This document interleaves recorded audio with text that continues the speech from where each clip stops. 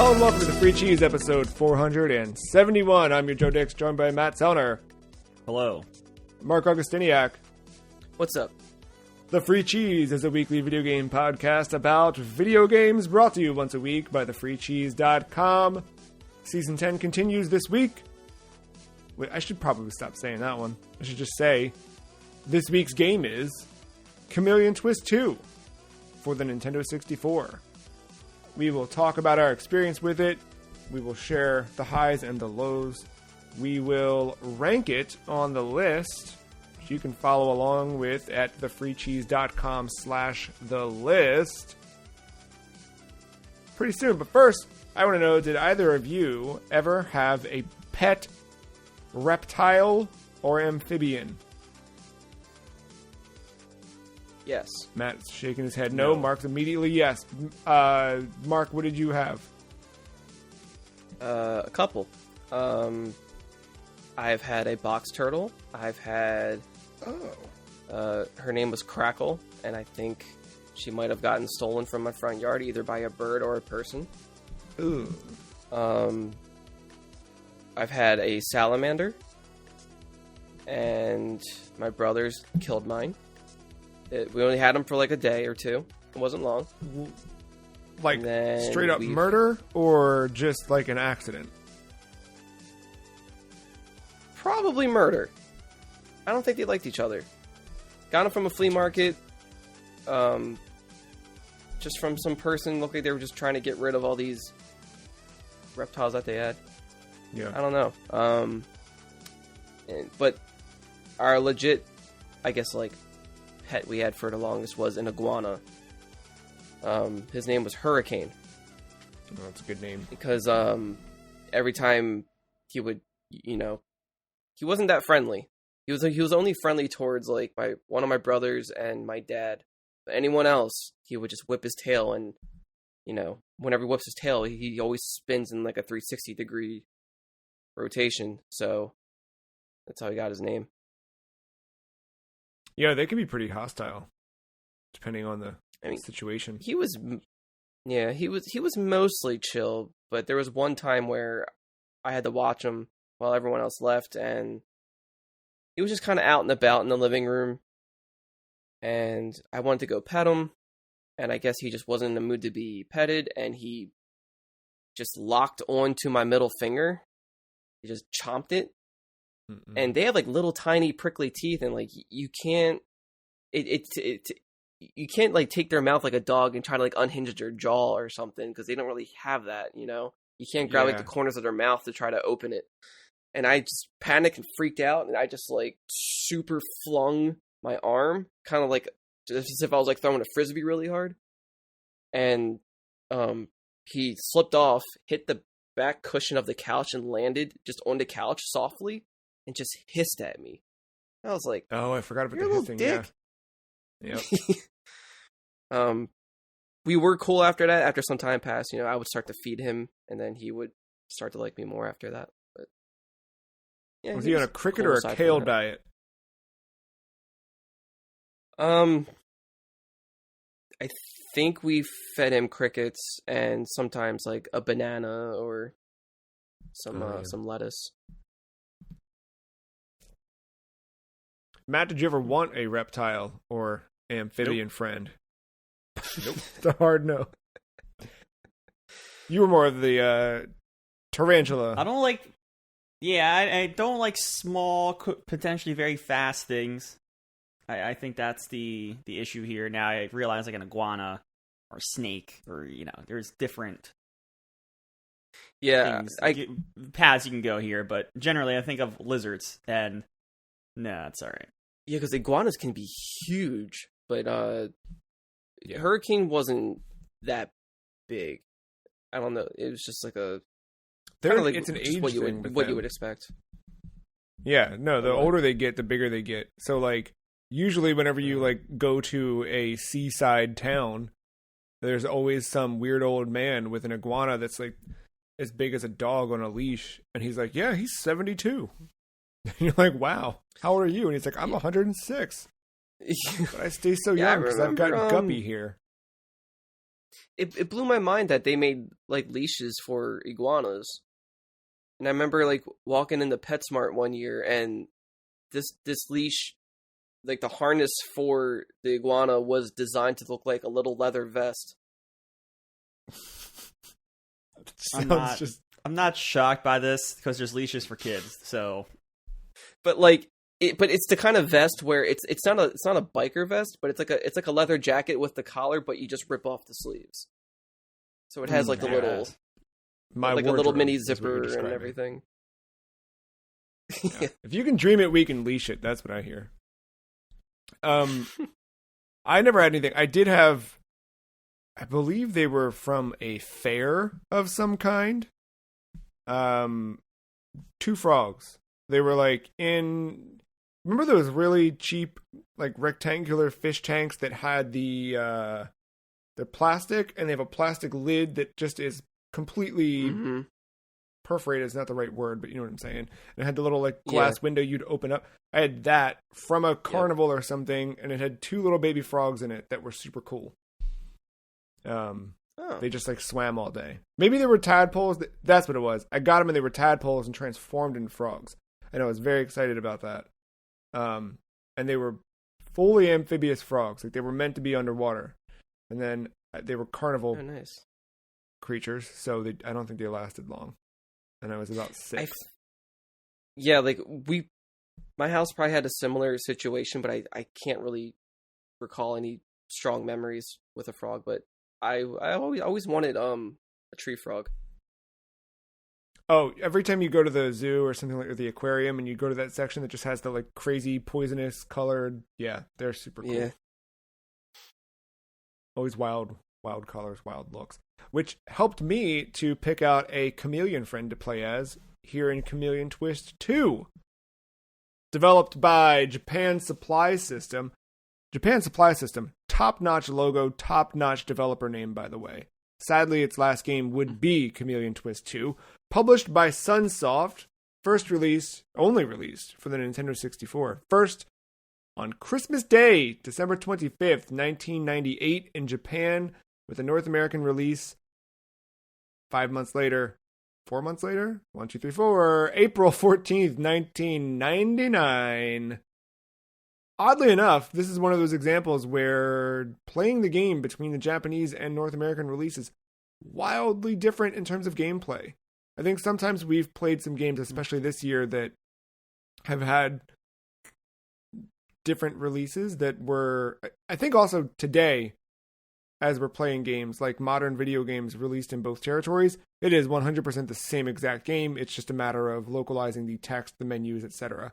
But this and some others, there's a difference between playing the Japanese and North American versions. More on that in a little bit. Back of the box quote. Real big. We've got, get in a twist. The chameleon is back. And then our subtext here. Once again, our courageous chameleon is led into a splendid adventure by the wily white rabbit. Using his tongue and his new gadget, a parachute, he can make his way through all the magical worlds, collecting items, changing his clothes, being a chameleon, beating his enemies, as well as locating the many secret rooms where there are mini games to enthrall and delight. Might be my favorite box art quote, or back of the box description this entire season. So this is a follow-up to, believe it or not, Chameleon Twist by same developer, Japan Supply System. The first game was, you still had a multitude of characters you could play as, and you really relied on the tongue mechanic, which I think is the core gameplay element of this game to focus on. As a chameleon, it has a long tongue that shoots out. You press B to stretch the tongue out, and then you use the analog stick to move it in a direction. And depending on what it touches, it will do different things. So in the first game, you could grab and suck up enemies, Yoshi style, or you could grab onto a pole that would then let you pull yourself across. This game does a little bit more, where you can do all of the aforementioned things, but you can also grab onto walls, specific wall types, and kind of use that as a grappling point. You could also jump in the first one, where if you pull the Z trigger, you kind of do a handstand or a tongue stand, if you will, and then launch yourself. And now, yes, you've got the new gadget, a parachute. So that means when you jump, you can now like softly glide, which I think may have been a trade-off for the loss of camera control in the game, because you no longer can control that, which makes depth perception a little difficult. I guess the question of questions to start us off, Mark, you added Chameleon Twist 2 to our list. Why did you add Chameleon Twist 2 to our list? This was a Blockbuster rental that I wanted to revisit, because that was the last time I played it, and I just do not remember a lot of it. And yeah, I think it was just curiosity more than anything. I remember playing the first one more than the second one. And even then, I was like a little taken back by some of the changes between the two games. But I was going to recommend the first one, but yeah, from what I was remembering, that one seemed a little more cut and dry compared to this one. So I was hoping to maybe provide a little bit more entertainment out of this one. But yeah, I don't know. I thought it was just a neat, for the time back then, I thought it was a neat little platformer that kind of stood out to me that wasn't a first-party Nintendo game. And just thought it was worth acknowledging. Yeah, that era was certainly the one where every company or every developer wanted to make a 3D platformer. And we had all these wild, crazy characters. But this one was one of the few that got a sequel, which was interesting, because I think a lot of those games ended up being one-offs, or, you know, maybe were a bit more involved in terms of development than maybe anticipated, and developers moved on to the next platform by the time they got any of this done. Because I think if you look timeline-wise, a lot of these games ended up being developed after people probably played Mario 64. Everyone wanted to make their own Mario 64.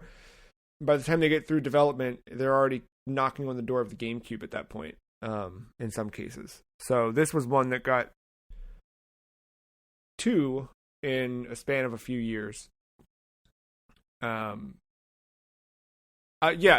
What drew you to it, do you think, if you can remember, if you can walk yourself back through Blockbuster, what drew you to it back then on the shelves of Blockbuster?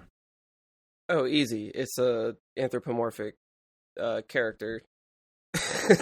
So that was the first pull. And just it being a yeah, I mean, I think I'm not sure if platformers were my favorite genre back then, but I definitely just wanted like some type of 3D adventure game with a fun little animal character. That's basically, not much thought was put into it. Yeah, it didn't take much back then too. Yeah, but like back then though, I was just really into animals in general. So like even like I might have said this before on a podcast in an earlier episode, but my family used to collect Hot Wheels, specifically my dad. But then like my brothers kind of caught on, but they each had like their own types of Hot Wheels that they wanted to collect, and it got to a point where like we had those books that give you the value of each one. Just so it was like it got pretty serious with the collecting for a bit, but I didn't really care about the value of them. I just wanted all the cars that were shaped like animals. So you had like a snake with wheels, you had like an actual bat, you had like a jaguar, like you had all these different. So I collected all the animal cars, and then I don't know, yeah, just. Has that carried into adulthood at all? I don't know. It's definitely died off a bit, but I mean, I still like animals, of course, but probably not in that sense. Where I'm gonna, collect a bunch of stuff based on it. But as far as video games, Yeah, it's still an interesting pull for me. Mild tangent. You've not played ukulele yet, right? No, and I think thinking about that game is what led me to this. Do you have interest in playing ukulele? Yeah, it's not at the top of my list at the moment, but it's definitely one I've been considering. I think once I saw gameplay of it, I remembered what those games were like to go around and collect everything, and I was like, I get it. I don't need another one, but yeah, like I know it wasn't like the greatest reviews for it or whatever, but I'm still curious just to get the feel for it more than anything. Yeah, because I'm sure there's got to be some merit to it. Matt, when was your first time playing Chameleon Twist 2? Oh man, not too long before recording this one. Uh-oh. I can tell. No, we've done enough of these at this point. No, I never heard of this franchise until this was put on the list, and until I actually booted the game, I just assumed this was some kind of weird rhythm game.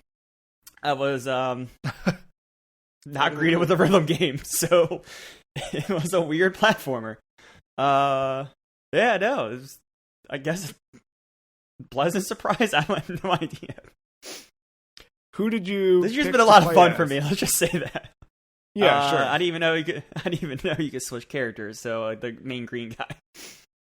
Okay, so Davey is your choice there. Mark, who did you go with? Do you remember? I went with Fred. Fred's the orange one, right? Yeah, orange, yellow. Yeah. Yeah, you had Davey, Jack, Fred, and Linda.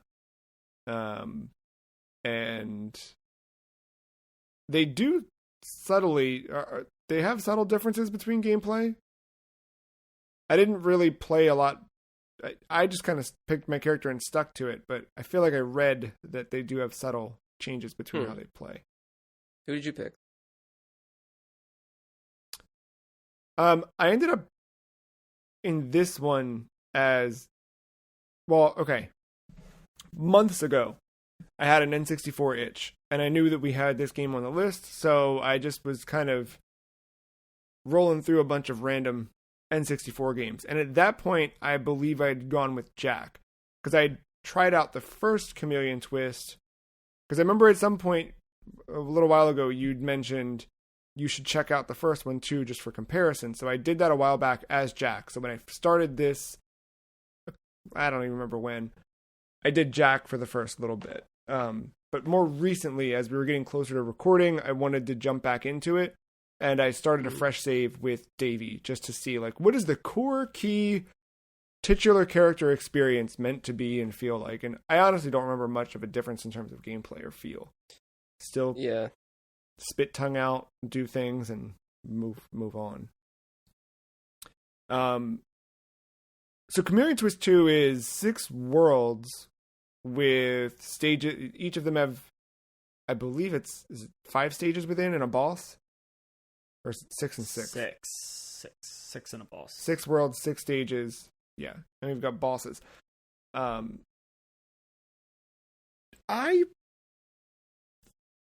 I liked the boss fights in this game. The platforming itself, those stages felt really long. Yeah. Especially compared to going back to the first game, comparing stage length. These stages feel like they just kind of go on. And then you start thinking about those contemporaries of the time, the Mario 64, Banjo-Kazooie, Rocket Robot on Wheels comes to mind. There's some other, 3D platformers, but I think back to those and I remember levels being a bit, not bite-sized, it's not the right word, but just, you can kind of like jump in, you spend about 5 minutes in a level, 5 minutes per stage, getting from point A to B, with puzzles and platforms along the way. This, I felt like some of the levels, I was like in them for 10 minutes. I think some had really cool sections, but there was a lot of like filler in between just to like take up space. Yeah. But the boss fights were, I think, the most creative parts, right? Like having different like interactions with each boss, different ways to defeat them, things you had to do in order to, trigger the next phase or tick down the health, etc. I think those were all really inventive, but yeah. They were a good challenge too, because the boss was slow at the beginning, kind of letting you get your bearings, figuring out the mechanic. And kind of once you figured it out, like the health bar is pretty big. And once you start getting your rhythm, it's kind of quickly broken up once you get it to low yellow, high red, just by the speed of the boss at that point. So it's like a second phase in a way. It felt good. Like it, yeah. I thought it was just a high health bar just to have it. And then I was quickly surprised by the fact that I was starting to lose hearts quickly. Yeah. Yeah, they do some damage. Mark, what did you think overall this time around compared to when you played it before, if you can remember before? I definitely made more progress this time around. Just being able to have a better mind with understanding just how it works. But man, it's a very like it's a loose game. Mm-hmm. Like your movements are very sensitive. It's hard to be precise with aiming with the tongue to try to like grab onto things. Trying to understand that mechanic. I do like the tongue mechanics. But just trying to pull some of it off was a little challenging, or just like the timing with like the buttons, or it's like it was almost like a fighting game logic, trying to figure out when to like press it and whatever. Especially like trying to scale a wall or something, like that was the hardest thing for me, where like you had to take a leap of faith and tongue to an edge and just hope that you make it. And even though you have a shadow beneath your character, there's still something about like the depth perception of it, where like you're never sure if you're gonna be on level with where you're aiming for. So yeah, it wasn't as tight as I remember playing, but after some time, I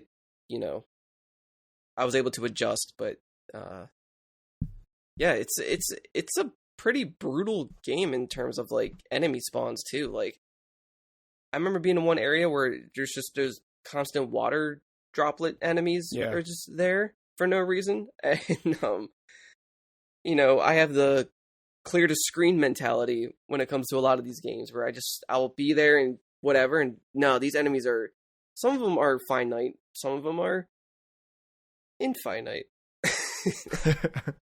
Yeah, so I want to bring up that's probably my biggest gripe with this game. You just run by everything.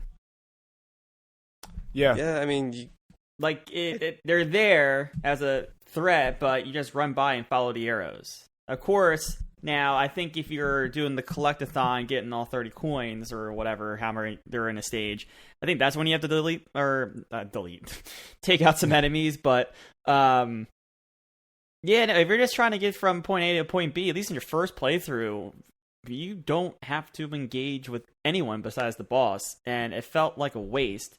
And then on that other point, I don't think I didn't put this in my review, but I'm thinking about this. Like, this feels almost like PsyOps again. Like, they had a cool mechanic, there was something there, and then they try to build the pieces around the mechanic to make it a game. Like, they probably had the mechanic, and the boss fights were probably there, and it was like how to get from point A to point B, and they made these levels. It felt like a little bit of that. But I ended up liking this game. It's definitely not the best game that will be on this list. I mean, we'll rank it later, but it's not going to be number one by far. But like, I think it's quirky. That's the word I use when talking about this game.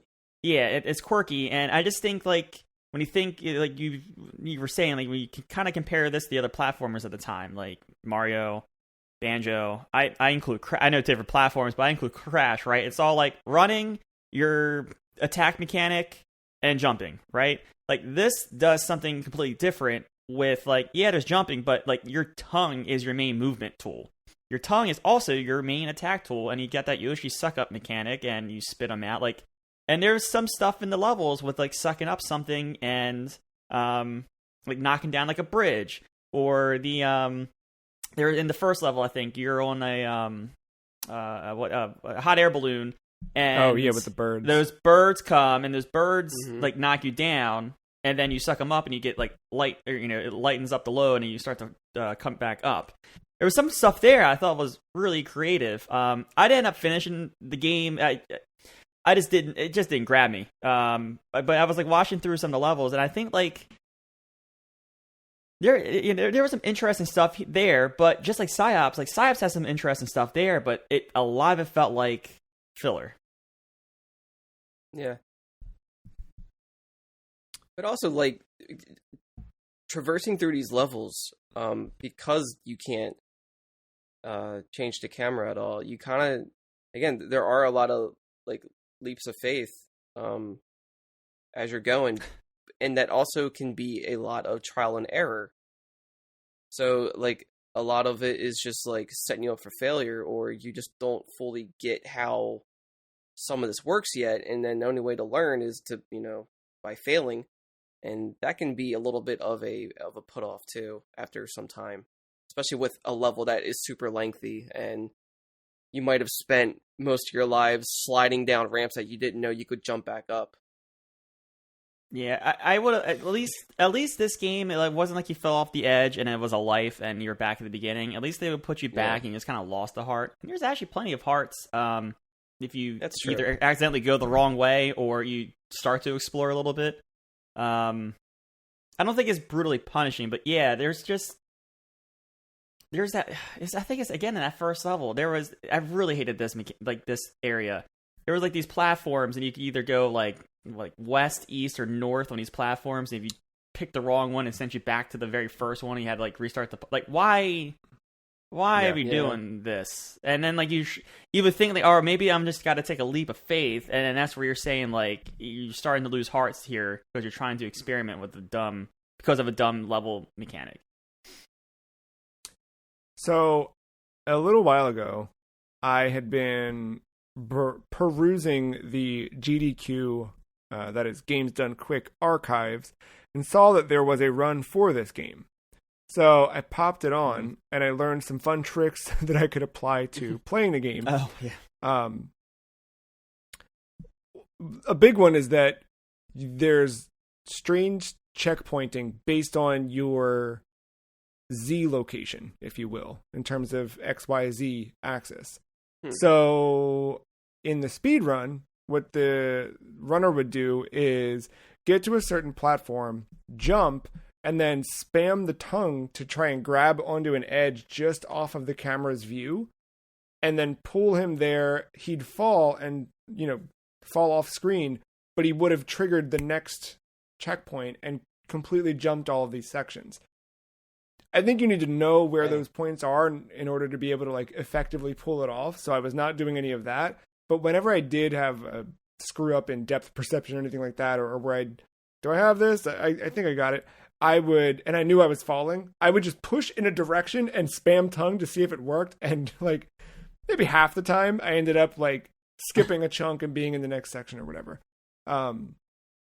That was I think a happy surprise, but that run also taught me that there are vast differences between the Japanese and American release, namely difficulty.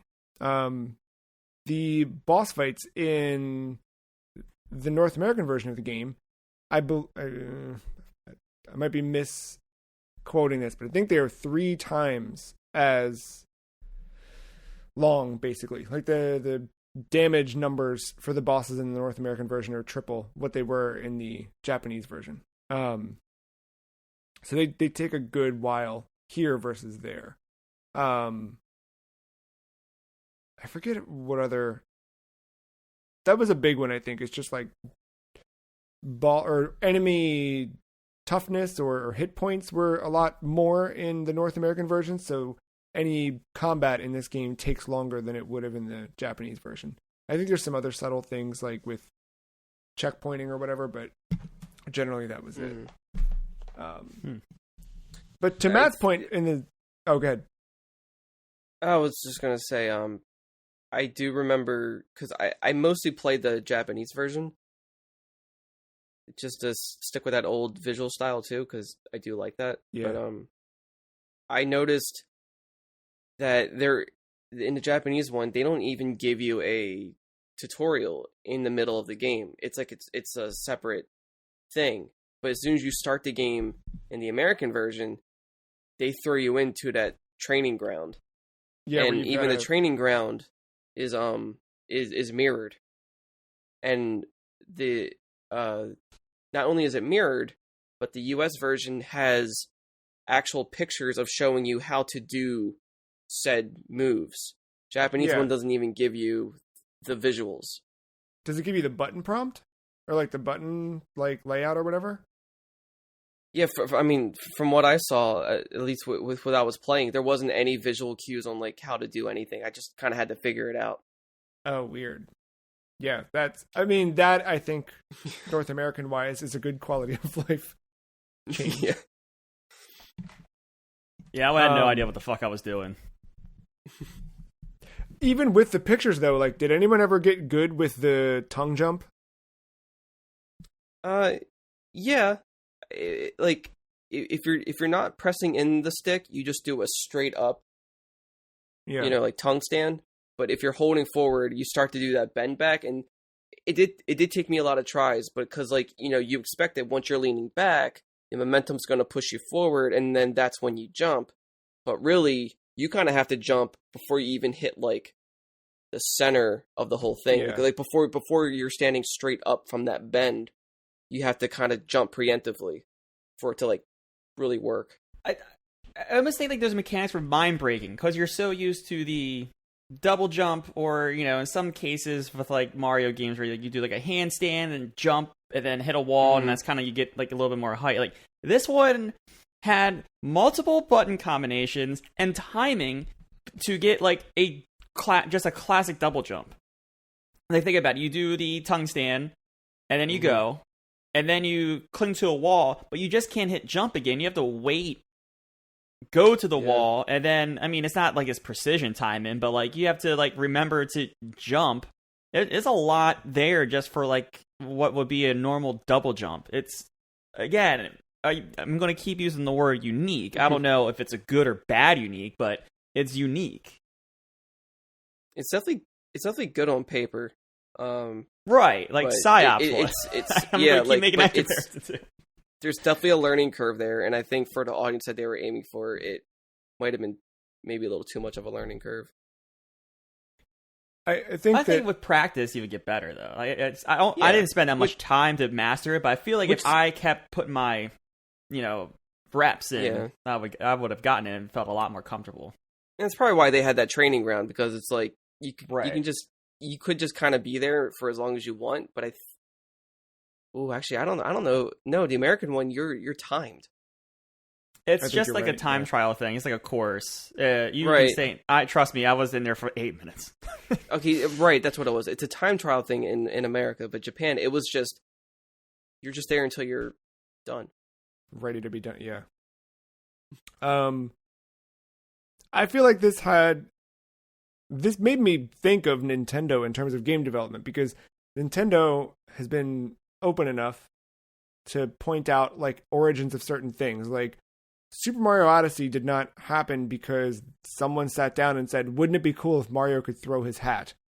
That was someone playing around with the Joy-Con and, practicing different things to see what feels good or what feels fun. And then they worked it backwards and said, this could be a Mario game. Same thing with Splatoon, right? Like all of those different games, like they have origins based in some sort of gameplay experiment or control input experiment. And this feels like that's exactly what it was. Someone got a development kit for 3D for the N64, and it's the first time working in 3D, and hey, what can we do? What what's a thing that works? Well, what if we had something reach out from the center of the character? Like, I can see the logic, like where you get to building a game about chameleons, but it just feels like it never fully got the polish, or that it's a good mechanic, but maybe if we did half of the worlds, granted, the game would be super short, but, if they had kind of reined it in and focused more on variation and tight levels, tight puzzles, I think it would have been a little bit sharper. Still good, though. Yeah. Oh, because I have a theory that dude who had development kit probably was fresh off of playing Gex earlier that year and was like, fucking let me ride the Gex hype and put a tongue, mechanic. Yeah. You want lizards? I'll give you lizards. I had to look up the dates, but Gex is out on PlayStation on my birthday in 1998. Wow. January 31st for those that I don't expect anyone to know my birthday. That's Mark, a whole year. True. They could have really ripped it right off. You said this was almost Gex? Our episode? Potentially. Yeah. What? Oh wait, because I like, instead of Chameleon Twist 2 being on the list, I almost added Gex to the list. So I was going to make a joke when you said about the box art. I was like, did you mistaken this for Gex? Because I played Gex on the 64. I played a demo of Gex. I don't think that was a good game. Please don't have that on your list of 58,000 games, Joe. You got to hear all of his one-liners. Yeah, man. I heard enough in that demo, I think. And this was at a young age where I thought all games were good, and I knew that was not good. Stay tuned for season 11 of the Free Cheese Podcast.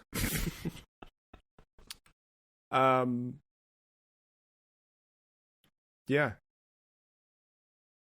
Yeah, I'm looking through my notes while playing everything. Yeah. Did anyone notice a glaring discontinuity error in the intro thing? The little intro sequence when they're on the seesaw. So, they're on the seesaw, and it does that POV camera. I don't know what their names or which one it was on. But when the one flies away, your POV and you are on the upside of the seesaw and you're facing down.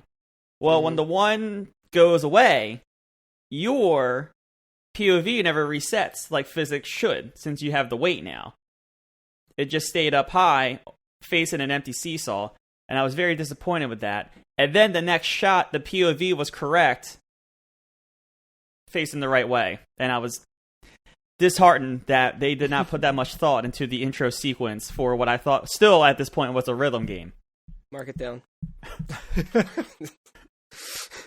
I love that you thought this was a rhythm game this whole time. Like a bunch of people doing just chameleons twisting. I don't know. Yeah. I'm not saying it was like full on rhythm, but just, some kind of mechanic in there. Yeah. And all that I know was a tongue. Yeah. Yeah. There was I wanted to talk about some of the stages, just how wacky they are. Cuz like the first one is just kind of basic, typical 3D platformer adventure game where it's like, all right, here's your sky, here's your grassy areas, here's your... Was it Green Zone? What's that called in Sonic? There's a couple of Green Hill, whatever. Yeah. It's nothing too out there. And then then you get to like a theme park, like carnival looking land, and then I think it gets to like, I don't know, but then like thrown in there, it's just stuff you just wouldn't expect. So you have to have an Iceland and a platformer. That was stage 3. That was when I called it. But there's a part where like you're at basically like a hockey rink, and in order to move on, you have to slide into the goal. But it's not that simple. You have to keep swinging off the poles and hope that you make it in there. I thought that was a unique part. And then, if you want to get the carrot, you have to put yourself in the perfect place to wrap your tongue around the paddles and stuff. I thought that was, again, there are some really neat ideas in this. Did you make it to the bowling portion? No, I saw it though. Yeah, I just didn't expect that. So, like in the land of Edo, like that's the stage name. I think it's so everything's all like, I think so. So everything's just like feudal Japan looking, very historic looking, and yeah, there's just a bowling alley, and you just straight up just do bowling for a bit. You have to do it for coins, right? Isn't the reward coins if you're trying to collect them all? Something like that, yeah. Doesn't the last level have a pool area, like shooting pool, like 8-ball? That sounds right. Yes. Yes, Great Edo was stage 4. Yeah, but I don't know. I like that. It's like this almost had a weird like Parodius vibe to it, but not that insane with the level design. But like just that, or it didn't like intentionally do it at least. Right, but like there's just that again. There's that quirkiness, that charm. It does stand out, even though they are lengthy. Like they just thought about a lot of things and like didn't really care too much about what went with what. They just kind of, it felt like they just threw whatever and just see what stuck. But in a way, it just kind of made its own thing. Yeah, it was like a toy land as well. I forgot the vibe of the last stage. Pyramid, yeah, Pyramid Land. So you hit them all: desert, ice, toyland, Japanese the motifs. Basics. I mean, Mario Odyssey is not too different. Yeah, no, it's right. Yeah, yeah. Who remembers that like second to last level in that game? The fucking Fire Emblem level. Yeah. It did have that. I completely forgot about that until right now. I'm on an airplane and that pops up. I'm like, what the fuck is that? Did anyone collect all 20 coins in a world to get a new outfit? Absolutely not. So, originally no, but I started to do it with, well, I can't remember if the Japan one had the costume changes. I think they did. I just didn't notice it. But I noticed that there's a red tracksuit as an option, and kind of kicking myself I didn't get that, but there's still time. You can always go back. Yeah.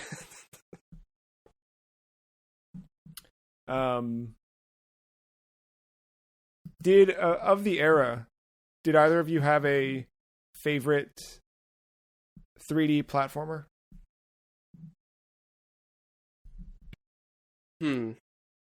So are we talking about like when I first like rented this from Blockbuster, like around that time? Like, did I have a favorite? Yeah.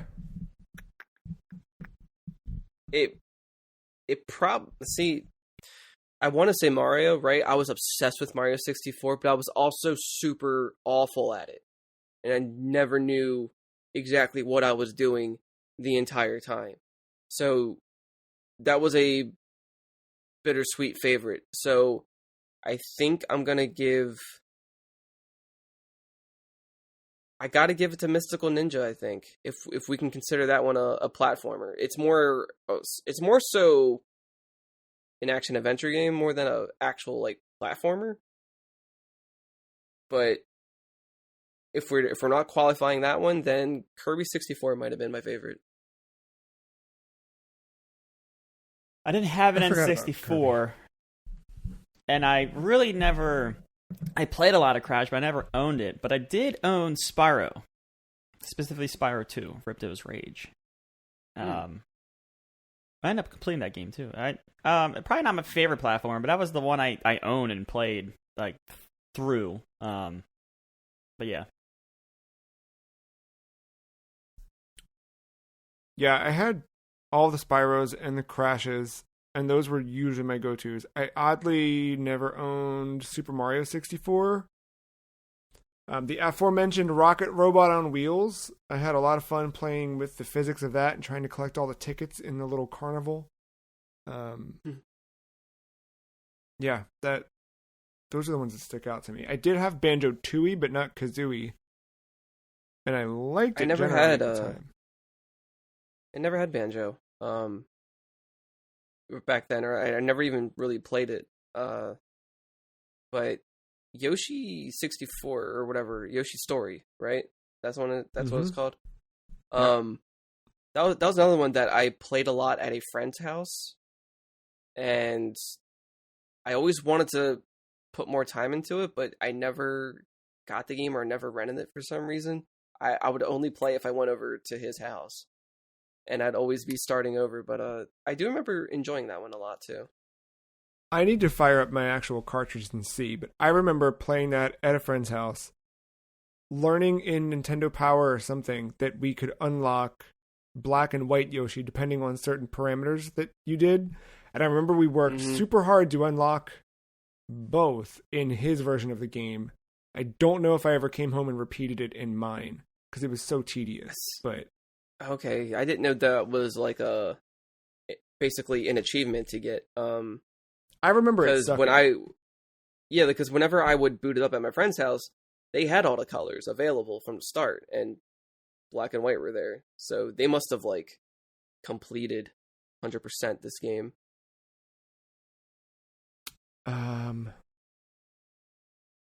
Trying to Bing it and find it real quick.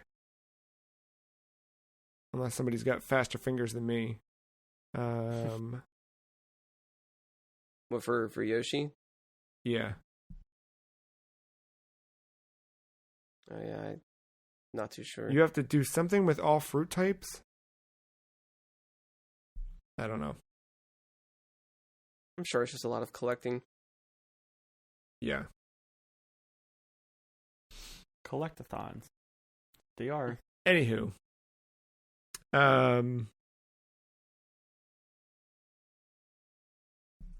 It's time in the episode that we rank Chameleon Twist 2 against the rest of the games in our list for Season 10.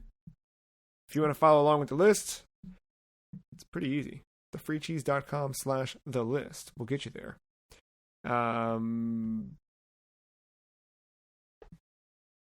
Yeah, let's look.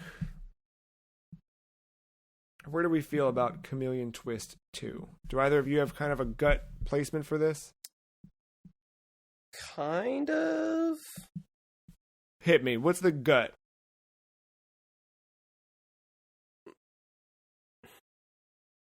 Oh crap, now I have two spots.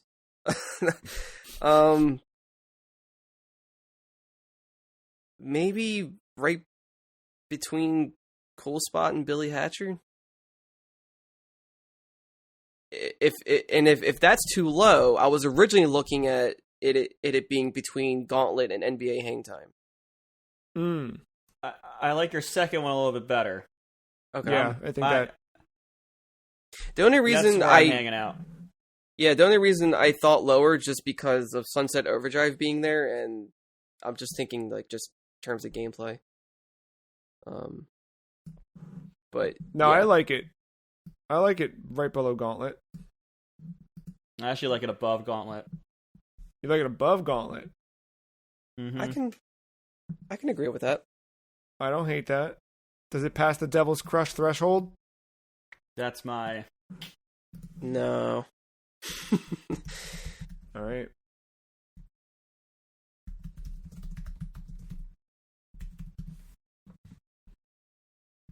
There you have it. Devil's Crush is like our secret number one. It has to protect the rest of them, so it stays there. Yeah.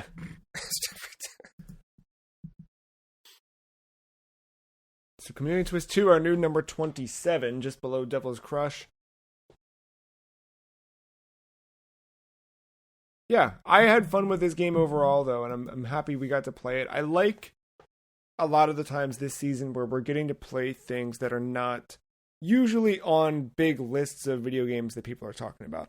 And little spoiler alert for the listener here, and you guys too. I guess you don't really know where I'm headed, but as we start to wrap up the year of our new version of the Free Cheese Podcast, and we're looking ahead at next year of the Free Cheese Podcast, and seemingly aiming to do something similar to what we did this year.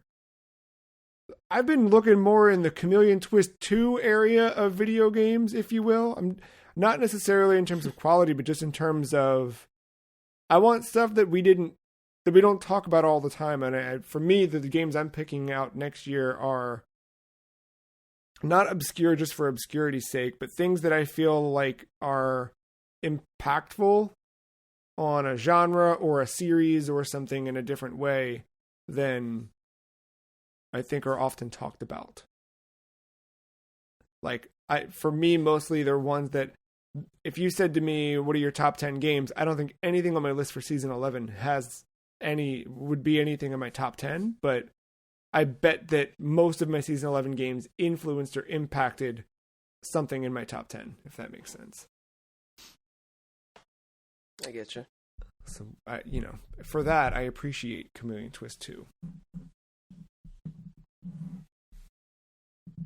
Final word on Chameleon Twist 2? Insight into my, sorry, I was just trying to give more insight into my whole trademark thing. You're seeing the DNA. No, this is fully, like, the whole time I was playing this, TMs were bouncing off my head and my hands, so. Anybody final word on Chameleon Twist 2?